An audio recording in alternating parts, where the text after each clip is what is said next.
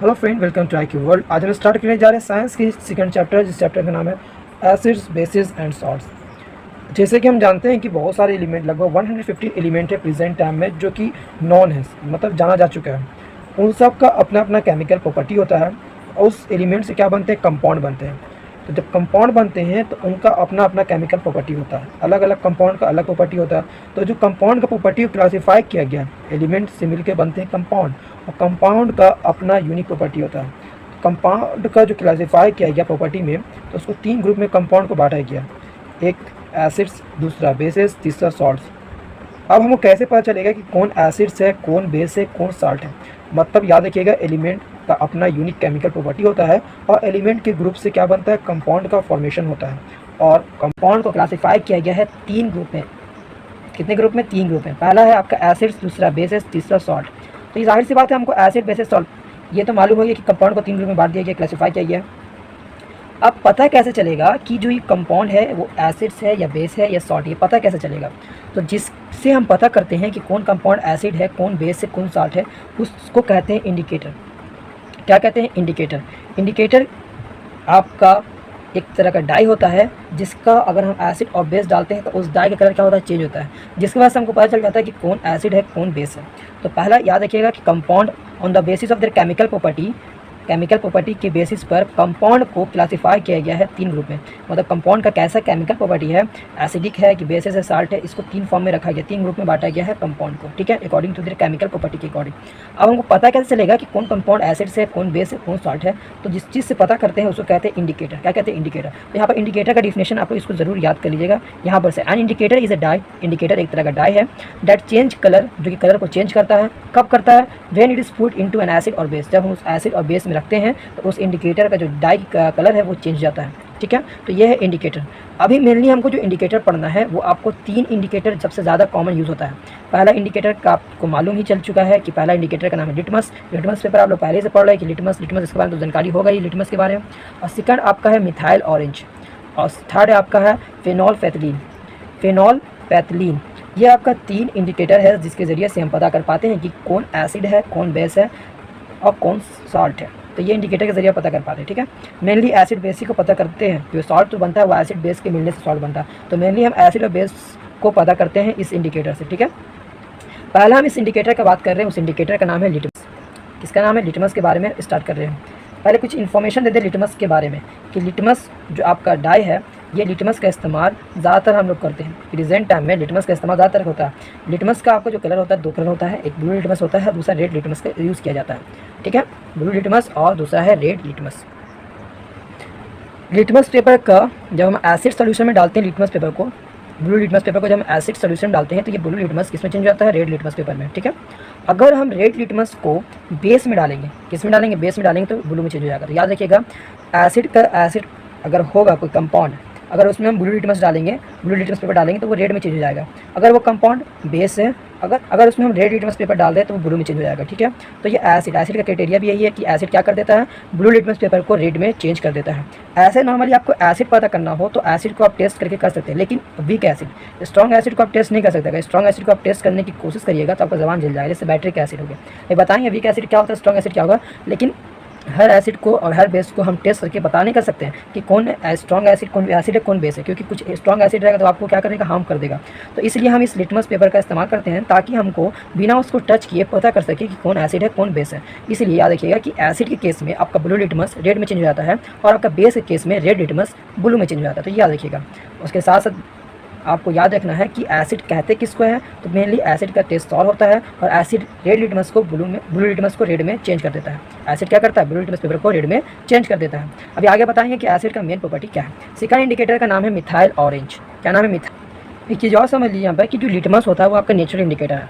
क्यों natural indicator बोला जाए कि जो लिटमस आपका बनता है, लिटमस पेपर, वो जो पर्पल डाई निकाला जाता है, ये पर्पल डाई निकलता है कहाँ से? तो आपका एक लीचेन आपका एक थैलोफाइटा ग्रुप का एक प्लांट है। लीचेन क्या है? एक थैलाफाइटा ग्रुप का प्लांट है जिससे हम पर्पल डाई निकालते हैं और इस पर्पल डाई की मदद से हम क्या करते हैं? लिटमस पेपर बनाते हैं। तो कोई पूछे तो लिटमस क्या है? तो litmus is a natural indicator. Litmus एक नेचुरल इंडिकेटर है।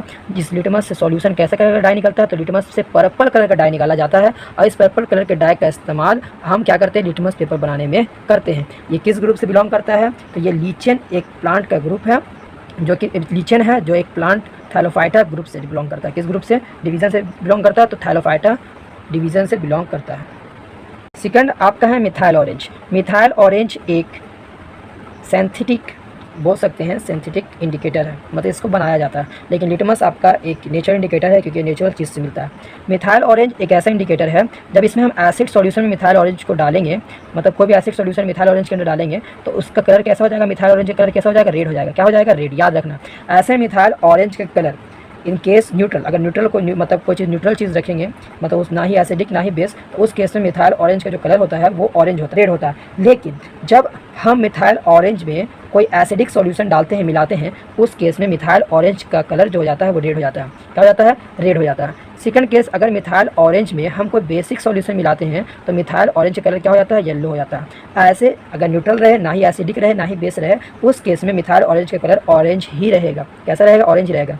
क्या आपको मालूम है कि लिटमस पेपर अगर हम कोई न्यूट्रल चीज़ डालते हैं, मतलब ना ही एसिडिक ना ही बेसिक, आपका अगर लिटमस पेपर में चेक करते हैं कि न्यूट्रल चीज़ को, जैसे कि सॉल्ट एक न्यूट्रल है, ना ही एसिडिक है ना ही बेसिक, उस केस में आपका लिटमस पेपर का कलर कैसा रहेगा, तो याद रखिएगा न्यूट्रल चीज़ जब हम नाप मीज़र करते हैं, जैसे कि आप लीचन से निकाला, लीचन का कलर कैसा होता है, लीचन का जो डाई निकाला जाता है लीचन से, वो डाई का कलर होता है पर्पल, वही रहेगा पर्पल। मतलब न्यूट्रल केस में आपका लीचन का कलर जो निकलता है डाई पर्पल कलर का, वही रहेगा, वो चेंज नहीं होता है। न्यूट्रल केस में लिटमस का जो डाई रहता है, लिटमस जिससे बनता है पर्पल डाई, वो पर्पल ही रहेगा, याद रखिएगा, ठीक है। अगला आपका है फेनोल्फेथलीन।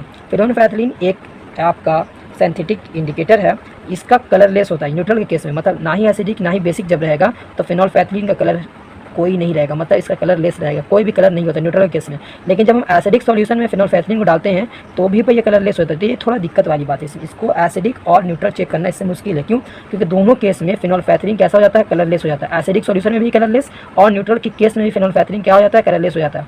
लेकिन जब हम इसमें बेसिक सॉल्यूशन डालते हैं तो फेनोल्फेथलीन का कलर कैसा हो जाता है, पिंक हो जाता है। याद देखिएगा, फेनोल्फेथलीन कलर क्या हो जाता है, पिंक हो जाता है। कब? जब हम बेसिक सॉल्यूशन में बेसिक सॉल्यूशन इसके अंदर डालते हैं तो याद रहेगा ये। चलिए, कुछ ऐसे इंडिकेटर होते हैं जो कि नेचर हैं। नेचर इंडिकेटर जैसे कि आपके घर में हल्दी देखा होगा, टर्मरिक देखा होगा, टर्मरिक में आपको देखा होगा येलो डाई होता है, हल्दी का कलर कैसा होता है, येलो होता है, तो आप उसका येलो डाई रहता है। लेकिन जब उसमें कोई बेस गिर जाता है, जैसे कि दाल वगैरह गिर गया, तो उसका कलर कैसा येलो है। तो याद रखना कि टर्मरिक में जब हम बेस डालते हैं तो उसका कलर कैसा हो जाता है, आपका रेड हो जाता है। टर्मरिक आपके बेस में रिएक्ट करता है, उसका कलर क्या होता है, और उसका कलर आपका हो जाता है रेड। कैसा हो जाता है, रेड। मतलब जो येलो आपका हल्दी है, जब कोई बेस में जाके गिर जाएगा तो उस हल्दी का कलर कैसा हो जाएगा, रेड हो जाएगा। क्या हो जाएगा, रेड हो जाएगा, ठीक है। इसलिए जब देखते हैं ना, जब आपके मान लेते कपड़े पे दाल गिर गया तो दाल में जाहिर सी बात हल्दी रहता है, हल्दी मिला जाता है, दाल कड़ी जब बनता है तो हल्दी मिला जाता है। अब आपको दाग लग गया हल्दी का, जब आप साबुन से रगड़ते हैं, साबुन कैसा है आपका, बेस है, जब बेस रगड़ते हैं तो उस दाल कड़ी जो मतलब जो आपका कपड़े का जो कलर होता है जिसमें रब करते हैं, वो कलर कैसा हो जाता है, रेड ब्राउन हो जाता है। कैसा हो जाता है, रेड ब्राउन। क्यों? क्योंकि आपके सॉप में जो आपका साबुन है उसमें बेस पाया जाता है, और हल्दी कड़ी इसमें क्या है, टर्मरिक है, हल्दी है। जब वो हल्दी के साथ रिएक्ट किया बेस तो कैसा कलर दे दिया, रेडिश ब्राउन। तो याद रखिएगा, हल्दी जो होता है, टर्मरिक जो होता है, वो बेस के साथ कैसा कलर चेंज हो जाता है, रेडिश ब्राउन, ठीक है। उसी के साथ एक और नेचर इंडिकेटर है रेड कैबेज। कैसा है, रेड कैबेज। रेड कैबेज आपका नेचर इंडिकेटर है, ठीक है। इस कैबेज को अगर हम डालेंगे एसिडिक सॉल्यूशन में तो इसका कलर रेड ही रहने वाला, इसका कलर चेंज नहीं होगा। लेकिन जब हम बेस सॉल्यूशन में डालेंगे हम उस पत्ते को, तो उसका कलर कैसा हो जाएगा, उसका कलर रेड ग्रीन हो जाएगा। याद रखिएगा, जब हम रेड कैबेज को एसिड सॉल्यूशन में डालेंगे तो रेड कैबेज का कलर चेंज नहीं होगा, वो रेड ही रहेगा। लेकिन जब हम रेड कैबेज को बेसिक सॉल्यूशन में डालेंगे तो रेड कैबेज का कलर, पत्ता का कलर कैसा हो जाएगा, ग्रीन हो जाएगा। उसी तरह बहुत सारे फ्लावर है जिनको हम एसिड और बेस में रिएक्ट, मतलब एसिड और बेस पहचानने में इस्तेमाल करते हैं, जैसे कि हाइड्रेंजिया, पेटूनिया, ग्रेनियम। ये सब जो पत्ते हैं, इनके पत्ते का इस्तेमाल किया जाता है पता करने के लिए कौन एसिड है कौन बेस है। तो ये आपका नेचुरल इंडिकेटर जिसका इस्तेमाल करते हैं। पहला हल्दी हो गया, टर्मरिक जिसको कहते हैं। सेकंड आपका रेड कैबेज हो गया। थर्ड बहुत सारे पत्ते हैं फ्लावर के, जैसे कि हाइड्रेंजिया, पेटूनिया, ग्रेनियम। तो ये सब पत्ते का इस्तेमाल भी करते हैं हम इंडिकेटर के तौर पर। तो याद रखिएगा कि रेड कैबेज का जो पत्ता होता है वो रेड होता है एसिड सॉल्यूशन के केस में, और न्यूट्रल में भी वो रेड ही रहेगा। लेकिन जब बेस में डालेंगे उस पत्ते को तो उस पत्ता का कलर क्या हो जाएगा, ग्रीन हो जाएगा, ठीक है। नेक्स्ट है आपका ऑल फैक्ट्री इंडिकेटर। जिस इंडिकेटर को हम स्मेल, मतलब ये इंडिकेटर क्या करता है, स्मेल चेंज हो जाएगा। जब हम एसिड और बेस सॉल्यूशन डालेंगे तो इसमें क्या होगा, आपका स्मेल चेंज हो जाएगा। स्मेल के जरिए पता कर पाते हैं कि कौन एसिडिक है कौन बेस है। तो एग्जाम में पूछता है what is all factory indicator, मतलब दो सब्सटेंस, वैसा सब्सटेंस वो स्मेल चेंज, जिसका स्मेल चेंज हो जाता हो। कब? जब एसिडिक और बेसिक सॉल्यूशन में उसको डाला जाता हो तो वो उसका क्या हो, स्मेल चेंज हो जाए। वैसे सब्सटेंस वैसे इंडिकेटर को कहते हैं ऑल फैक्ट्री इंडिकेटर। तो इसका एग्जांपल आपका है ओनियन, प्याज और वेनिला। और प्याज, ओनियन और वेनिला आपका ऑल फैक्ट्री इंडिकेटर। और तो इसको एसिड और बेस में डालेंगे तो इसका स्मेल जो होगा वो क्या हो जाएगा, चेंज हो जाएगा। ठीक है, अब हम स्टार्ट कर रहे हैं पहला टॉपिक, एसिड। एसिड किसको कहते हैं? एसिड आया जो है एक लैटिन वर्ड है।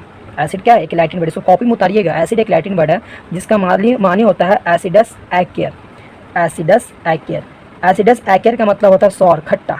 मतलब एसिड आपको कैसे पहचानना पड़ेगा? जो खट्टा हो वो क्या कहलाता है? एसिड कहलाता है, क्योंकि इसका लैटिन वर्ड क्या है? एसिडस एक्केयर। एसिडस एक्केयर। ठीक है, उसके साथ साथ ये बिहेवियर कैसा करता है लिटमस पेपर में? तो ये क्या कर देता है? लिटमस पेपर को, ब्लू लिटमस पेपर को रेड में चेंज कर देता है। तो पता कर लेते हैं वो एसिड है। तो एसिड का बिहेवियर कैसा होता है? पहला सॉर टेस्ट होता है, खट्टा होता है। दूसरा ये ब्लू लिटमस पेपर को रेड लिटमस पेपर में चेंज कर देता है। अगला है अरेनियस कंसेप्ट। अरेनियस कंसेप्ट के अकॉर्डिंग जो H+ आयन मतलब पानी में डालें अगर हम एसिड को, अगर वो H+ आयन रिलीज कर देता है तो ही एसिड कहते हैं। मतलब जो सब्सटेंस पानी में डालने के बाद H+ आयन रिलीज करे उसको एसिड कहते हैं। किसके अकॉर्डिंग कहलाता है? इसका डिफिनेशन, एसिड का डिफिनेशन किसके अकॉर्डिंग ऐसा होता है? अरहेनियस कंसेप्ट के अकॉर्डिंग एसिड किसको कहते हैं? वो सब्सटेंस जो H+ आयन रिलीज करे, फर्निश करे। कब? जब उसको एक्वा सॉल्यूशन में डाला जाए, तो मतलब पानी वाले सॉल्यूशन में उसको डाला जाए तो हाइड्रोजन मतलब H+ आयन रिलीज करे तो ही हम उसको क्या कहेंगे? एसिड कहेंगे। जैसे यहाँ पर H2SO4 है, सल्फ्यूरिक एसिड। अगर सल्फ्यूरिक एसिड को पानी में डालेंगे तो H अलग हो जाएगा और सल्फेट आयन अलग हो जाएगा। उसी तरह आपका HCl को पानी में डालेंगे तो H+ आयन अलग हो जाएगा और क्लोरीन आयन अलग हो जाएगा, Cl अलग हो जाएगा। ठीक है, अब एसिड को जो बांटा गया है वो 3 फॉर्म में बांटा गया। पहला on the basis of source, आया कहाँ से? जैसे पहला ऑर्गेनिक और इनऑर्गेनिक। इनऑर्गेनिक एसिड वैसे एसिड को कहते हैं जो एसिड को हम खा नहीं सकते, एडिबल नहीं होता। ज़्यादातर आपको ज़मीन के अंदर ये सब मिनरल एसिड उसको कहते हैं। ठीक है, इनको हम यूज़ नहीं कर सकते, एडिबल आइटम नहीं होता। लेकिन जो ऑर्गेनिक एसिड होता है उसको एडिबल एसिड भी कहते हैं। मतलब वैसा एसिड जिसको हम यूज़ करते हैं, खाते हैं, यूज़ बोलना सही नहीं होगा, जिसको हम यूज एडिबल खाते हैं वैसा एसिड कहते हैं ऑर्गेनिक एसिड कहा जाता है। ठीक है, इनऑर्गेनिक एसिड वैसा एसिड जिसको हम एडिबल नहीं करते, खाते नहीं, उसको इनऑर्गेनिक एसिड कहते हैं। On the basis of ionisation, ionisation के अकॉर्डिंग एसिड को 2 भाग में बांटा गया, स्ट्रॉन्ग एसिड और वीक एसिड। आयोनाइजेशन समझ में आया? मतलब अगर उसको पानी में डाले तो जितना H+ आयन रिलीज करे, मतलब स्प्लिट हो जाए तुरंत और H+ आयन रिलीज कर दे, जो जितना H+ आयन तुरंत रिलीज कर दे उसको स्ट्रॉन्ग एसिड कहेंगे। जो आयोनाइज होने में जितना टाइम लगाए, मतलब उस स्प्लिट होने में हाइड्रोजन आयन को निकलने में जितना देरी करे, मतलब जल्दी निकलने नहीं दे, मतलब हाइड्रोजन आयन को पानी में डाले लेकिन हाइड्रोजन आयन रिलीज नहीं करे वो एसिड, तो जल्दी रिलीज नहीं करेगा तो उसको कहेंगे वीक एसिड। जो जल्दी रिलीज कर देगा उसको कहेंगे स्ट्रॉन्ग एसिड। अगला on the basis of concentration, मतलब मात्रा। अगर उसको एक्वा सॉल्यूशन में मात्रा कितना एसिड का, उसके हिसाब से बांटा गया 2 भागों में एसिड को। पहला डाइल्यूट एसिड, दूसरा है कंसंट्रेटेड एसिड। डाइल्यूट एसिड उसको कहेंगे जिसमें एसिड का मात्रा कम हो और पानी का मात्रा ज़्यादा हो, उसको कहेंगे डाइल्यूट एसिड। और कंसंट्रेटेड एसिड उसको कहेंगे जिसमें पानी का मात्रा कम हो, एसिड का मात्रा ज़्यादा हो, मतलब प्योर जो एसिड रहता है उसको हम कहते हैं कंसंट्रेटेड एसिड। क्लियर है? आई होप आपको यहाँ तक क्लियर होगा। कुछ एसिड का नाम याद कर लीजिएगा और इसका केमिकल फॉर्मूला दम याद कर लीजिएगा। शायद एग्जाम अगर ऑब्जेक्टिव में हो तो ये आपका बहुत यूज़ हो सकता है, तो इसको स्क्रीनशॉट लेके इसको याद कर लेना। जैसे कार्बोनिक एसिड का केमिकल फॉर्मूला है H2CO3। इसका इस्तेमाल सॉफ्ट ड्रिंक जो पीते हैं, कोकोला वगैरह उसमें होता है, फीस वगैरह इसमें होता है। हाइड्रोक्लोरिक एसिड HCl इसका होता है केमिकल फॉर्मूला, जो आपके पेट में प्रोड्यूस होता है। उसके साथ साथ इसका इस्तेमाल और भी इंडस्ट्रियल पर्पस, क्लीनिंग मेटल को साफ करने में, सब टेनिंग वगैरह में किया जाता है। नाइट्रिक एसिड इसका फॉर्मूला होता है HNO3 केमिकल फॉर्मूला। इसका इस्तेमाल एक्सप्लोजिव मटेरियल बनाने में, धमाके वगैरह चीज़ बनाने में, उसके साथ साथ फर्टिलाइजर बनाने में नाइट्रिक एसिड का इस्तेमाल किया जाता है। उसी तरह sulphuric acid H2SO4, phosphoric acid H3PO4, formic acid HCOH, जो आपके एंट स्टिंग मतलब जो एंट रहता है ना, जो काटता है तो बी वगैरह काटता है तो यही एसिड रिलीज करता है। एसिटिक एसिड CH3COH, जो विनेगर, सिरका वगैरह, डाई वगैरह, परफ्यूम वगैरह में इस्तेमाल होता है। लैक्टिक एसिड जो आपके दूध दही में पाया जाता है CH3CHOH। Citric acid C6H8O7, tartaric acid C4H6O6। तो इसको याद कर लेना, ये बहुत इंपॉर्टेंट है आपका कंपिटिटिव एग्जाम के लिए। वहाँ पर केमिकल फॉर्मूला पूछ देता है, या ये पूछ देगा नाम कौन सा एसिड है, तो इसको याद कर लिए तो आपको बहुत बेहतर रहेगा। इसको स्क्रीनशॉट जरूर ले लीजिएगा, आपके आने वाले भविष्य के लिए बहुत इंपॉर्टेंट है। चलिए पहले हम टाइप देखते हैं, स्टार्ट कर रहे हैं हम एसिड को ऑर्गेनिक और इनऑर्गेनिक से स्टार्ट कर रहे हैं। ठीक है, पहले ऑर्गेनिक देख लीजिए। ऑर्गेनिक एसिड किसको कहेंगे? वैसा एसिड जो प्रेजेंट हो प्लांट मटेरियल में या एनिमल, मतलब वैसा एसिड जो प्लांट में या एनिमल में पाया जाए, वैसे एसिड को कहते हैं ऑर्गेनिक एसिड। ज़्यादातर ये एसिड जो होते हैं वीक होते हैं, उतने खतरनाक नहीं होते हैं। ठीक है, इनको हम यूज़ कर सकते हैं, खा पी भी सकते हैं, ऐसा नहीं सबको खा सकते हैं, इसमें से कुछ एसिड को हम यूज़ करते हैं खाने पीने में। तो वैसा एसिड जो प्लांट मटेरियल में या एनिमल में पाया जाए उसको कहेंगे ऑर्गेनिक एसिड। और वैसा एसिड जो कि अर्थ के अंदर से मिनरल के फॉर्म में निकाला जाए या कहीं और से निकाला जाए उसको कहेंगे मिनरल एसिड। जैसे कि HCl हो या सल्फ्यूरिक एसिड, ये स्ट्रॉन्ग एसिड होता है। ये डाइल्यूट एसिड नहीं होता, ये कंसंट्रेटेड रहता है, मतलब खतरनाक रहता है। इसमें अगर पानी मिलाइएगा तो ज़्यादा एक्सोथर्मिक हो जाएगा। ठीक है, उसके बाद हम बात करते हैं strong acid and weak acid. याद रखिएगा, आपका जो ऑर्गेनिक एसिड होता है वो आपका वीक एसिड होता है, और ज़्यादातर आपका जो मिनरल एसिड होता है, ज़्यादातर नहीं बहुत ज़्यादातर आपका वो स्ट्रॉन्ग एसिड होता है। ठीक है, बेसिस ऑफ कंसंट्रेशन के हिसाब से एसिड को जो बांटा गया था कंसंट्रेटेड एसिड और डाइल्यूट एसिड। कंसंट्रेटेड एसिड वैसे एसिड को कहते हैं, एक concentrated acid is one which contain the minimum possible amount of water in it. वैसा एसिड जिसमें पानी का मात्रा कम हो उसको कहते हैं कंसंट्रेटेड एसिड। अगला है डाइल्यूट एसिड। वैसा एसिड डाइल्यूशन ऑफ कंसंट्रेटेड, याद रखिए वैसा एसिड जिसमें पानी का मात्रा ज़्यादा हो। A dilute acid is one which contain much more of water in it. जिसमें पानी का मात्रा ज़्यादा हो उसको कहेंगे डाइल्यूट एसिड। ठीक है, एक चीज़ और याद रखिएगा, जो कंसंट्रेटेड एसिड रहता है उसमें हम एक साथ पानी ज़्यादा नहीं मिलाते हैं क्योंकि वो ज़्यादा हाईली एक्सोथर्मिक हो जाता है, इसलिए वहाँ पर पानी धीरे धीरे करके मिलाना चाहिए, ज़्यादा उसमें पानी एक साथ नहीं मिलाना चाहिए। अगर एक साथ पानी मिलाइएगा इसी तरह क्या हो जाएगा, वो एसिड एक्सप्लोज होगा क्योंकि एक्सोथर्मिक हाईली हीट हो जाता है वो, तो ऐसा हमको नहीं करना चाहिए। याद रखना कि डाइल्यूट ऑफ कंसंट्रेटेड एसिड, मतलब जब कंसंट्रेटेड एसिड में डाइल्यूट करना हो, कोई चीज़ मिलाना हो तो आपको एक साथ पूरा नहीं मिलाना है, नहीं तो आप में अगर पानी उसमें ऐड करते हैं तो वो ज़्यादा एक्सोथर्मिक हो जाता है, तो इसमें ज़्यादा पानी को ऐड नहीं करना है। वैसा एसिड जो कि कंसंट्रेटेड हो तो उसमें एक साथ ज़्यादा पानी को नहीं मिलाना चाहिए। क्यों? क्योंकि ये जो हीट जो आपका जो पानी डालते हैं तो भाप बनना शुरू हो जाता है, जिसकी वजह से वो एक हीट का फॉर्म ले लेता है, जिससे आपका स्किन वगैरह भी जल सकता है। हाईली स्टीम जो होता है वो ज़्यादा एक्सप्लोसिव हो जाता है, तो आपको एक साथ पानी नहीं मिलाना चाहिए। किसमें नहीं मिलाना चाहिए? तो आपको कंसंट्रेटेड एसिड में पानी का मात्रा नहीं मिलाना चाहिए। ठीक है, अगला प्रॉपर्टी ऑफ एसिड। एसिड का जो प्रॉपर्टी बांटा गया, कैसे बांटा गया उसको आप समझ देखेंगे। प्रॉपर्टी ऑफ एसिड, एसिड को जो बांटा गया अकॉर्डिंग टू प्रॉपर्टी। पहला एसिड देख लिया कि एसिड का टेस्ट कैसा होता है, सॉर होता है, खट्टा होता है। दूसरा एसिड ब्लू लिटमस रेट में चेंज कर देता है। तीसरा जो सॉल्यूशन होता है उसमें हम इलेक्ट्रिसिटी को कंडक्ट करवा सकते हैं। अब हम बात करते हैं रिएक्शन के बारे में कि एसिड का रिएक्शन किस किस में होता है, कौन कौन सा चीज़ एसिड के साथ रिएक्ट करता है। पहला हम देखेंगे एसिड रिएक्ट किसके साथ, मेटल के साथ। जब एसिड रिएक्ट करता है मेटल के साथ तो बनाता है सॉल्ट और हाइड्रोजन गैस। याद रखिएगा, जब मेटल और एसिड आपस में रिएक्ट करते हैं तो बनाते हैं साल्ट और हाइड्रोजन गैस। जैसे कि जिंक यहाँ पे एक मेटल है और जिंक और H2SO4 यहाँ पर एसिड है, डाइल्यूट एसिड है। जब ये दोनों आपस रिएक्ट करेंगे तो बनाएंगे क्या, ZnSO4, मतलब जिंक सल्फेट एक साल्ट बन गया और हाइड्रोजन गैस ये रिलीज़ होगा। याद रखिएगा, पहले इस कॉपी में लिख लीजिएगा, जब मेटल को एसिड के साथ रिएक्ट करवाते हैं तो साल्ट और हाइड्रोजन गैस रिलीज़ होता है। साल्ट बनता है और हाइड्रोजन गैस रिलीज़ होता है। ठीक है, ये क्लियर है। अगला है, अगर हम मेटल कार्बोनेट आयन मालूम है आपका CO3 होता है। अगर मेटल जो कार्बोनेट आयन के साथ बना हो उसको कहते हैं मेटल कार्बोनेट। अगर मेटल कार्बोनेट को हम एसिड के साथ रिएक्ट कराएं या मेटल हाइड्रोजन कार्बोनेट को अगर हम एसिड के साथ रिएक्ट, दोनों केस बता रहे हैं, मेटल कार्बोनेट या मेटल हाइड्रोजन कार्बोनेट, उस केस में जो एसिड के साथ रिएक्ट होने के बाद क्या बनाएगा, सॉल्ट, कार्बन डाइऑक्साइड और वाटर। दोनों क्या बनाएगा, सॉल्ट, कार्बन डाइऑक्साइड, वाटर। याद रखिएगा, कार्बोनेट आयन CO3 लगा रहेगा लास्ट में और हाइड्रोजन कार्बोनेट लास्ट में SCO3 लगा रहेगा मेटल के साथ। जैसे कि यहाँ Na सोडियम एक मेटल है और उसके साथ क्या लगा हुआ, CO3 मतलब कार्बोनेट लगा हुआ। तो याद रखिए मेटल कार्बोनेट हो गया मतलब सोडियम कार्बोनेट हो गया। इस सोडियम कार्बोनेट मतलब मेटल कार्बोनेट को अगर हम एसिड मतलब एसिड क्या हाइड्रोक्लोरिक एसिड लिया, इसके साथ रिएक्ट कराएंगे, सॉल्ट मतलब NaCl सॉल्ट बनाया, कार्बन डाइऑक्साइड बनाया और वाटर बनाया। तो आप इस केस को याद रखना कि अगर हम मेटल कार्बोनेट और मेटल हाइड्रोजन कार्बोनेट उसके साथ रिएक्ट करवाते हैं एसिड को तो क्या बनाएगा, सॉल्ट, कार्बन डाइऑक्साइड और वाटर। एक हाइड्रोजन कार्बन का भी देख लेते हैं, जैसे Na एक मेटल है, सोडियम एक मेटल है, SCO3 जो है ये है hydrogen carbonate ion. SCO3 NaSCO3 जब इसको जब रिएक्ट करवाएंगे एसिड के साथ तो ये भी बनाएगा सॉल्ट, कार्बन डाइऑक्साइड और वाटर। एक चीज़ और बता दें, जो आप देखते हैं घर में मार्बल वगैरह हो गया, लाइमस्टोन हो गया, चौक हो गया, वो भी आप देखते हैं घर में लाइमस्टोन, मार्बल, चौक, ये भी क्या रहता है आपका केमिकल कंपाउंड किससे बना रहता है, ये कैल्शियम कार्बोनेट कहते हैं। कैल्शियम कार्बोनेट वही आपका चौक हो गया, मार्बल हो गया, ये सब कैल्शियम कार्बोनेट ही से बना रहता है। ठीक है, उसके साथ आपका अंडा का जो छिलका रहता है वो भी आपका कैल्शियम कार्बोनेट से बना रहता है। अगर इस पर आप एसिड को ड्रॉप करवाइएगा, बैट्रिक वाला एसिड, कोई भी एसिड जिसमें स्ट्रॉन्ग एसिड है उसको आप ड्रॉप करवाइएगा तो उससे देखिएगा कि कार्बन डाइऑक्साइड और वाटर क्या होगा, बाहर निकलेगा। तो ये आप नॉर्मली आप घर में सब आप कर भी सकते हैं, लेकिन बी सेफ्टी के साथ करिएगा तो बेहतर है। अगला है, आप देखिए यहाँ पर कि अगर हम एसिड को रिएक्ट करवाते हैं किसके साथ, बेस के साथ। जब एसिड और बेस आपस में रिएक्ट करता है मतलब होता है तो सॉल्ट और वाटर बनाता है और सॉल्ट का क्या है, न्यूट्रल हो जाता है। जाहिर सी बात है, सॉल्ट का आपका जो लिटमस पेपर पर आप चेक करिएगा, सॉल्ट एक न्यूट्रल है, ना ही एसिड है ना ही बेस है। तो जब एसिड और बेस आपस में रिएक्ट करता है तो सॉल्ट और वाटर बना देता है। इस रिएक्शन को हम न्यूट्रलाइजेशन रिएक्शन भी कहते हैं। मतलब आप न्यूट्रल हो जाएगा, ना ही वो एसिडिक रहेगा ना ही बेसिक रहेगा। मतलब जब एसिड और बेस आपस में रिएक्ट करेगा तो सॉल्ट और वाटर बनाएगा। क्या बनाएगा, सॉल्ट और वाटर। क्लियर है, सॉल्ट और वाटर, इस रिएक्शन कहते हैं न्यूट्रलाइजेशन रिएक्शन। तो लिख लीजिएगा, the reaction between acid and base, जब रिएक्शन होता है एसिड और बेस के साथ तो क्या बनाता है, सॉल्ट और वाटर। इस रिएक्शन कहते हैं न्यूट्रलाइजेशन रिएक्शन कहते हैं। न्यूट्रलाइजेशन रिएक्शन हम लोग बहुत ज़्यादा करते हैं, जैसे कि अभी हम लोग ओवर ईटिंग कर लेते हैं, बहुत ज़्यादा खाना खा लेते हैं तो हमारे पेट में मौजूद HCl है, जाहिर सी बात है HCl का मात्रा बढ़ जाता है। जब HCl का मात्रा बढ़ जाता है तो हमारे पेट में इरिटेशन होना शुरू हो जाता है, जलन होना शुरू हो जाता है। अब जाहिर सी बात है HCl बढ़ गया, एसिड बढ़ गया, अब हमको न्यूट्रल करना है, तो न्यूट्रल करने के लिए क्या करना पड़ेगा, हमको बेस खाना पड़ेगा। अगर हम बेस चाहे बेकिंग सोडा खा लें या कोई हम बाहर से टैबलेट, एंटासिड टैबलेट, कोई भी चीज़ खा लें, बेस हमको लेना पड़ेगा। अगर बेस हम लेते हैं कार्बोनेट आयरन का कोई भी चीज़ ले लें, तो उस केस में आपका पेट का जो स्टमक है वो न्यूट्रलाइज हो जाएगा।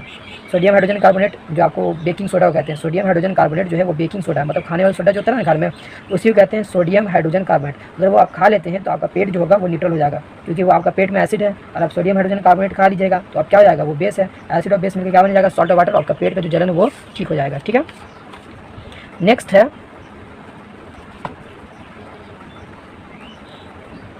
है आपका कि जब एसिड रिएक्ट करता है किसके साथ, मेटल ऑक्साइड। याद रखिएगा मेटल ऑक्साइड का जो नेचर है वो एक बेसिक नेचर है। जितने भी मेटल ऑक्साइड होता है वो बेस नेचर का होता है, बेसिक नेचर का। ठीक है, बेसिक याद रखिएगा, मेटल ऑक्साइड एक बेसिक नेचर का होता है। अगर मेटल ऑक्साइड को हम एसिड के साथ रिएक्ट कराएंगे तो भी बस साल्ट और वाटर, क्योंकि बेसिक नेचर का तो बेस हो गया और ये एसिड हो गया, एसिड और बेस मिलकर क्या बनेगा, साल्ट और वाटर। तो याद रखिएगा मेटल ऑक्साइड को जब हम एसिड के साथ रिएक्ट करवाते हैं तो क्या प्रोड्यूस करता है, सॉल्ट और वाटर प्रोड्यूस करता है। मतलब ये भी आपका न्यूट्रलाइजेशन रिएक्शन ही की तरह है, याद रखिएगा। लेकिन मेटल ऑक्साइड जो होता है उसका नेचर कैसा होता है, बेसिक ही नेचर होता है। कैसा नेचर होता है, बेसिक। अगर हम इसको रिएक्ट करवाते हैं एसिड के साथ तो बेस एसिड के साथ रिएक्ट करेगा तो क्या बनाएगा, सॉल्ट और वाटर बनाएगा। क्या बनाएगा, सॉल्ट और वाटर।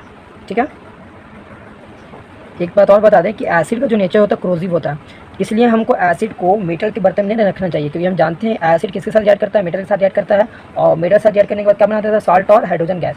इसलिए हम एसिड को मेटल के बर्तन में नहीं रखना चाहिए, क्योंकि एसिड मेटल के साथ क्या करता है, रिएक्ट करता है, और उस मेटल क्या कर देगा, खराब कर देगा। इसलिए हमको एसिड को कहाँ रखना चाहिए, कि गिलास वाली चीज़ में रखना चाहिए। और एक बात और अभी बताया कि जब हम मेटल ऑक्साइड को एसिड के साथ रिएक्ट कराते हैं तो सॉल्ट और वाटर होता है, क्योंकि मेटल ऑक्साइड का नेचर कैसा होता है, आपका बेसिक नेचर का होता है। उसके साथ साथ जो स्ट्रॉन्ग एसिड होता है उससे हमको बचना चाहिए। अगर वो स्ट्रॉन्ग एसिड आपके कपड़े पे, आपके कहीं पर भी गिर जाए तो आपको क्या कर सकता है, नुकसान पहुंचा सकता है, हाईली कोरोसिव होता है। एसिड का लास्ट पॉइंट ये है कि जितने भी एसिड होते हैं अगर उसको हम पानी मिलाएं तो हाइड्रोजन आयन रिलीज़ करेगा। क्या रिलीज़ करेगा, हाइड्रोजन आयन। याद रखिएगा एसिड का एक यूनिक प्रॉपर्टी ये है कि जब एसिड को हम पानी मिलाते हैं तो वो हाइड्रोजन आयन क्या करते हैं, रिलीज़ कर देते हैं। HCl को पानी मिलाया गया तो क्या किया, वो H+ अलग कर दिया और Cl- अलग कर दिया। तो यहाँ पर जो H+ आयन जो अलग किया है वो पानी के साथ फर्दर मिलकर क्या बना देगा, H3O। मतलब पानी किससे बना हुआ है, H2O से बना हुआ है, और H+ आयन क्या कर दिया, एसिड रिलीज़ कर दिया। एसिड क्या कर दिया, H+ आयन रिलीज़ कर दिया, हाइड्रोजन आयन रिलीज़ किया। तो ये पानी क्या करेगा, उस हाइड्रोजन आयन को कंबाइन करके क्या बना देगा, H3O, मतलब हाइड्रोनियम आयन बना देगा। क्या बना देगा, हाइड्रोनियम आयन बना देगा। तो याद रखिएगा कि जब एसिड को हम पानी मिलाते हैं तो H+ आयन वो रिलीज़ करता है, और रिलीज़ करने के बाद वो H+ आयन किसके साथ जाके मिल जाता है, तो पानी के साथ मिल जाता है, घुल जाता है, और पानी उसके साथ मिलकर क्या बना देता है, H3O आयन, मतलब हाइड्रोनियम आयन बना देता है। यहाँ तक आई होप आपको एकदम क्लियर होगा कि एसिड किसको कहते हैं। उसके साथ याद रखिएगा जब एसिड जब पानी मिलाते हैं तो वो एसिड का जो, याद रखिएगा एसिड का जो सॉल्यूशन होता है वो क्या होता है आपका, उसमें इलेक्ट्रिसिटी कंडक्ट हो सकता है। मतलब एसिड के सॉल्यूशन में इलेक्ट्रिसिटी कंडक्ट करवा सकते हैं इजीली।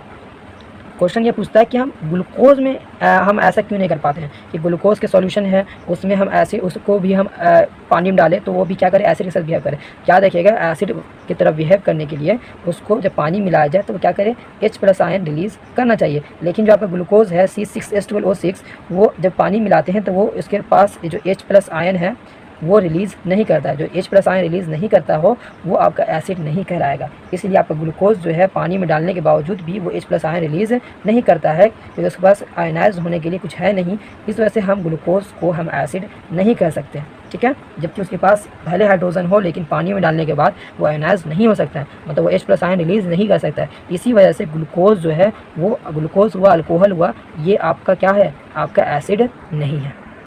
अगला है स्ट्रॉन्ग एसिड और वीक एसिड। स्ट्रॉन्ग एसिड किसको कहेंगे, स्ट्रॉन्ग एसिड उसको कहेंगे N acid which completely ionised matter. वैसा एसिड स्ट्रॉन्ग एसिड उसको कहेंगे जो पानी में डालने के बाद वो तुरंत क्या करते हैं, आयोनाइज हो जाए, मतलब तुरंत स्प्लिट हो जाए, H+ आयन रिलीज़ कर दे। Large amount of hydrogen ion जो रिलीज़ करता है, मतलब पानी में डाला वो हाइड्रोजन आयन पूरा का पूरा निकाल दिया। जो जितना ज़्यादा निकाल सकता है वो उतना स्ट्रॉन्ग एसिड, जो जितना कम हाइड्रोजन आयन रिलीज़ कर सकता है उतना वो कम, मतलब उतना वो वीक एसिड हो जाएगा, ठीक है। जिस तरीके से आपका यहाँ पर देख लीजिए, आप याद रखिएगा कि मिनरल एसिड आपका स्ट्रॉन्ग ही एसिड ज़्यादा रहता है, और आपका जो वीक एसिड होता है उसमें हाइड्रोजन आयन कम रिलीज़ होता है। जितना आपका आयनिक ऑर्गेनिक एसिड जो होता है वो वीक एसिड होता है, और इनऑर्गेनिक जो एसिड होता है वो आपका स्ट्रॉन्ग एसिड होता है, ठीक है। जिसको मिनरल एसिड कहते हैं वो इनऑर्गेनिक होता है।